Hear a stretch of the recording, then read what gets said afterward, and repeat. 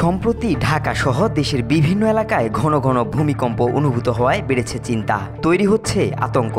এমনকি বড় ভূমিকম্পের ঝুঁকি নিয়েও উদ্বেগ তৈরি হয়েছে। বিশেষজ্ঞরা বলছেন, বাংলাদেশ 3টি সক্রিয় টেকটনিক প্লেট ইন্ডিয়ান, ইউরেশিয়ান ও বার্মিজ প্লেটের সংযোগস্থলে অবস্থিত হওয়ায় ভূ অভ্যন্তরে শতবর্ষের সঞ্চিত শক্তি জমে আছে।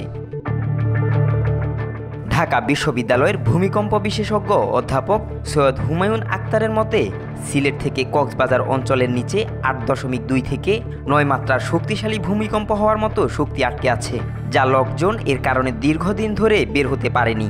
সাম্প্রতিক 5.7 মাত্রার কম্পন সেই লক ভাঙার শুরু হতে পারে, যা আরও বড় ভূমিকম্পের পূর্বাভাস হিসেবে দেখা যাচ্ছে।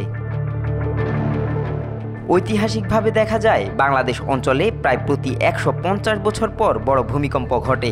1762 সালে 8.5 মাত্রা, 1897 সালে 8.7 মাত্রা এবং 1930 সালের 7.1 মাত্রার ভূমিকম্পের পর গত প্রায় 1 শতাব্দী বড় কোনো কম্পন হয়নি। ফলে শক্তি জমার পরিমাণ এখন বিপজ্জনকভাবে বেশি।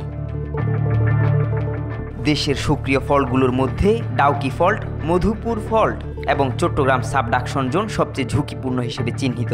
আবহাওয়া অধিদপ্তর বলছে, সিলেট, ময়মনসিংহ ও নেত্রকোনা অঞ্চল সবচেয়ে ঝুঁকিতে। রংপুর, রাজশাহী, ঢাকা, চট্টগ্রাম ও কক্সবাজার মাঝারি ঝুঁকিতে।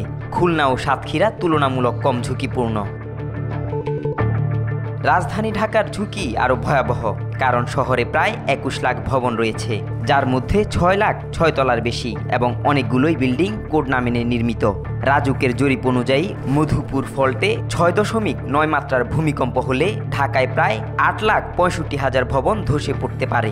সাম্প্রতিক কম্পনে দুর্বল ভবনের রেলিং ও পলেস্তারা ধসে পড়া সেই ঝুঁকির সরাসরি ইঙ্গিত বহন করে। বিশেষজ্ঞরা বলছেন, মাঝারি মাত্রার ছোট কম্পনগুলো শক্তি মুক্ত করে না, বরং বড় কম্পনের সম্ভাবনা আরও বাড়িয়ে তোলে। তাই আতঙ্ক নয়, বরং সরকার ও জনগণের এখনই স্বল্প, মধ্য ও দীর্ঘমেয়াদী প্রস্তুতি নেওয়া জরুরি।